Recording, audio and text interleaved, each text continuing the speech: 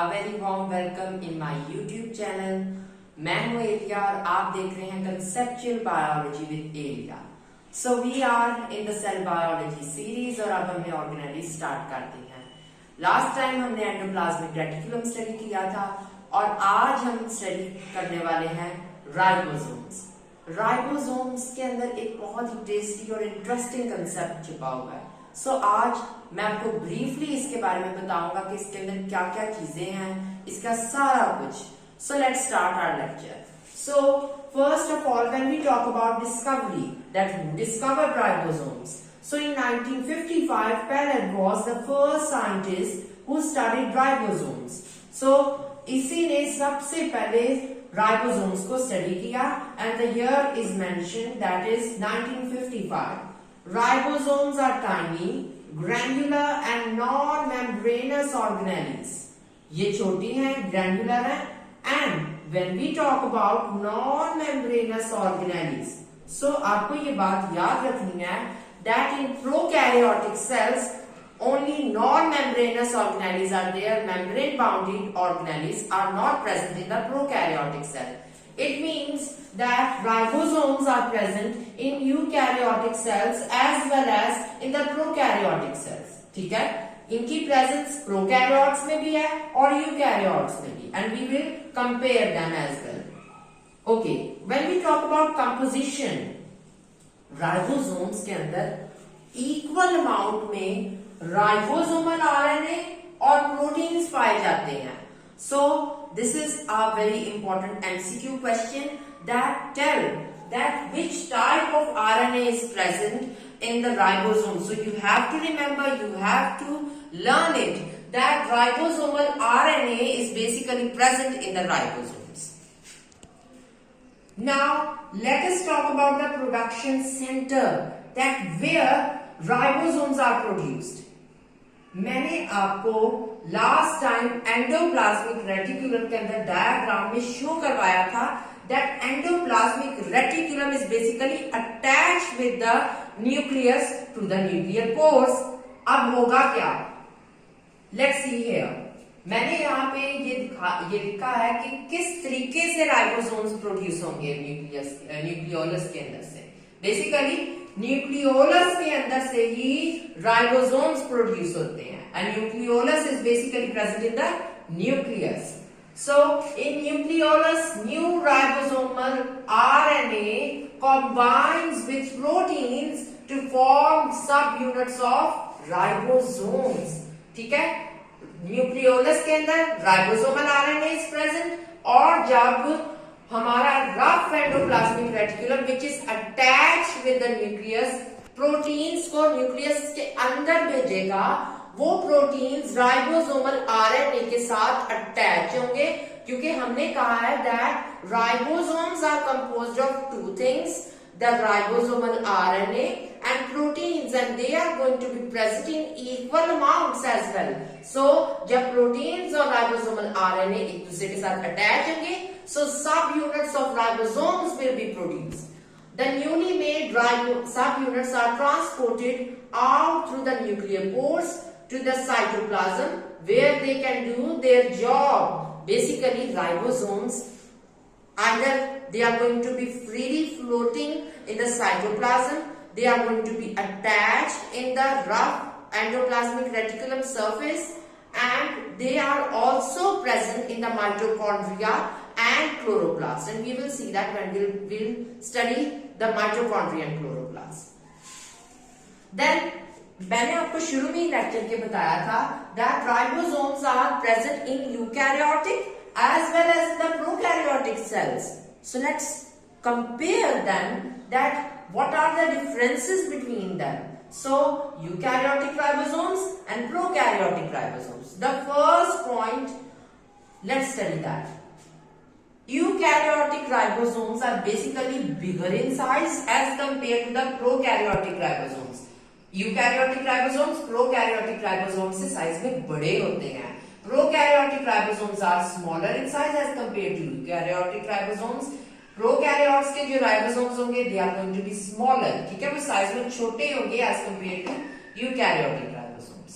Then the second point, they have 2 सब units, ठीक है। यूकैरियोटिक राइबोसोम्स के भी 2 सब यूनिट्स हैं, प्रोकैरियोटिक राइबोसोम्स के भी 2 सब यूनिट्स हैं। One is the larger one and the second sub unit is going to be the smaller one. इसमें भी एक लार्ज है, इसमें भी एक स्मॉल है। अब मैंने यहाँ पे नीचे कुछ न्यूमेरिकल वैल्यूज लिखी हैं। मैंने लार्ज वाले के साथ 60s, स्मॉल वाले के साथ 40s लिखा है। What is this? बेसिकली इधर ये जो S है ना, this is the Svedberg unit used in ultra centrifugation. अब बेसिकली अल्ट्रा सेंट्रीफ्यूगेशन एक ऐसा प्रोसेस है जिसके अंदर हम जब हमारे पास कुछ ज्यादा स्मॉल कोई हो गया, हमारे पास सब्सटेंस होगी and we want to separate it, ठीक है। हम क्या करेंगे, हम राइबोसोम्स को डालेंगे कंसंट्रेटेड एक सोल्यूशन में, ठीक है, स्टैंडर्ड सोल्यूशन में, बल्कि स्टैंडर्ड सोल्यूशन में से डालेंगे।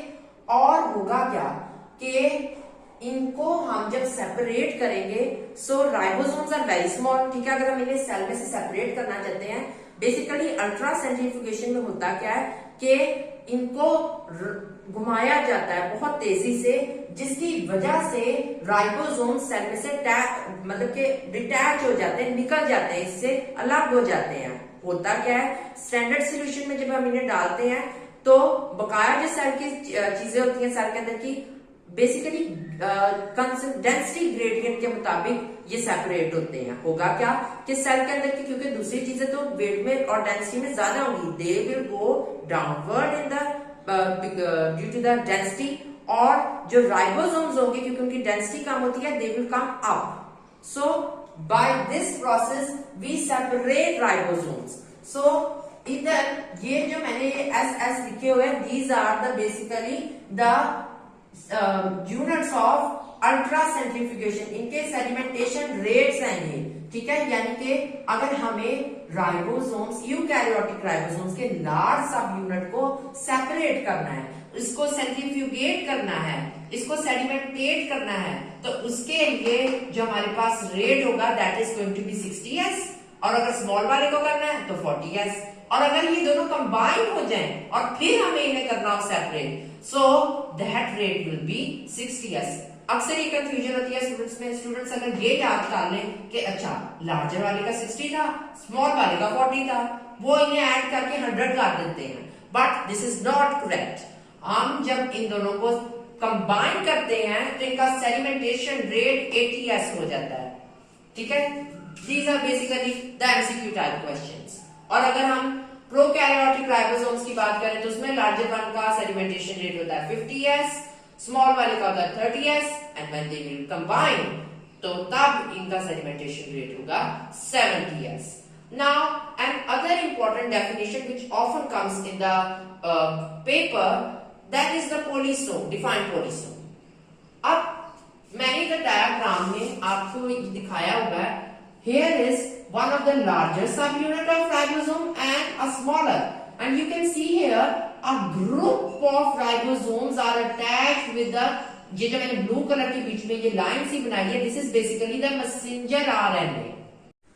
In this topic of ribosomes, हम 3 तरह के RNAs की बात कर रहे हैं। One RNA is the ribosomal RNA, जो कि ribosomes के अंदर present है। Then the other is the messenger RNA. अब हम एक और RNA की भी बात करेंगे, बट हम जब इस टॉपिक में आगे बढ़ने वाले हैं मैं आपको तब बताता हूँ उसके बारे में। So you have to remember this thing कि जब एक group of ribosomes attach होंगे with the messenger RNA, this is called polysome. इतनी सी इसकी डेफिनेशन है, that a group of ribosomes when attached to messenger RNA, this is known as polysome.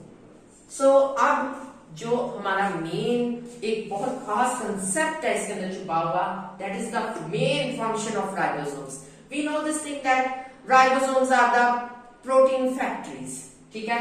ये protein की synthesis करते हैं, पर अब किस तरीके से करते हैं, लेट्स सी दैट। ओके, सो मैंने यहाँ पे एक लार्जर सब यूनिट बनाया है राइबोसोम्स का और स्मॉलर सब यूनिट। होगा क्या, मैसेंजर आरएनए, बल्कि पहले ये दोनों कंबाइन हो जाएंगे एक दूसरे के साथ, they will be joined with each other, they will unite, and that union will be because of magnesium ions. Magnesium ions basically इन दोनों को जुड़ने में हेल्प करेंगे. अब क्या होगा, अब ये दोनों कंबाइन हो गए, इनके साथ बल्कि इन दोनों के साथ ही सिर्फ और सिर्फ स्मॉलर सब यूनिट के साथ ही. देखें मैंने ग्रीन वाले पोर्शन के बिल्कुल दरमियान से गुजारा हुआ है, ये शो करवाने के लिए कि आपके ज़हन में कंसेप्ट क्लियर रहे कि मैसेंजर आरएनए कभी भी इन दोनों के साथ इकट्ठे अटैच नहीं होगा, वह सिर्फ और सिर्फ स्मॉलर सब यूनिट के साथ ही अटैच होगा. मैंने देखे डायग्राम में एंड तक वही दिखाया. होगा क्या, अब ये बहुत ही खास सा मतलब कि कंसेप्ट है. अब हमें पता है कि हर इंसान का जो डीएनए है, it controls the life and it has the information to control life. अब अगर हम बेसिकली, क्योंकि अभी हम प्रोटीन्स की प्रोडक्शन की बात कर रहे हैं, अगर हम प्रोटीन्स की डेफिनेशन को देखें, amino acids are the building blocks of proteins. इसका मतलब यह है कि अमाइनो एसिड से मिलकर प्रोटीन बनता है, एक मॉलिक्यूल. अब अमाइनो एसिड्स की अरेंजमेंट और उनका नंबर भी हर प्रोटीन के लिए बहुत स्पेसिफिक है. हमें पता है दैट एंजाइम्स आर, अगर आप मुझे रिक्वेस्ट करेंगे कमेंट बॉक्स में कि मैं आपको सेकंड चैप्टर का दूं लेक्चर, तो उससे आपको ये और ज्यादा ही बात क्लियर होगी दैट एक प्रोटीन के अंदर अमाइनो एसिड्स का नंबर, उनकी arrangement that is very very specific and important. क्योंकि अगर जरा सी भी चेंज आएगा, या तो उनके नंबर में अगर चेंज आ गया या अरेंजमेंट में चेंज आ गया, the protein will not work properly. और वो नंबर की इंफॉर्मेशन, वो सीक्वेंस की information that is controlled by the DNA. DNA के पास वो सारी होती है इंफॉर्मेशन. अब होगा क्या, डीएनए वो इंफॉर्मेशन मैसेंजर आरएनए को देगा. मैसेंजर आरएनए आके स्मॉल सब यूनिट ऑफ राइबोसोम्स के साथ अटैच होगा. अब क्या होगा कि ये रीड करते जाएंगे इसको, और लार्जर सब यूनिट के साथ आगे से ट्रांसफर आरएनए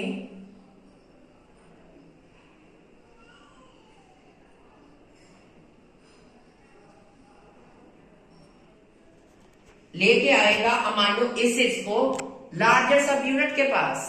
अब वो लार्जर सब यूनिट के पास जब ट्रांसफर आरएनए लेके आएगा, तो वो साथ साथ रीड करेंगे मैसेंजर आरएनए के अंदर की इंफॉर्मेशन को, और उस सीक्वेंस के मुताबिक, उस इंफॉर्मेशन के मुताबिक अमाइनो एसिड्स एक दूसरे के साथ जुड़ना शुरू हो जाएंगे और उनका नंबर भी स्पेसिफिक होगा.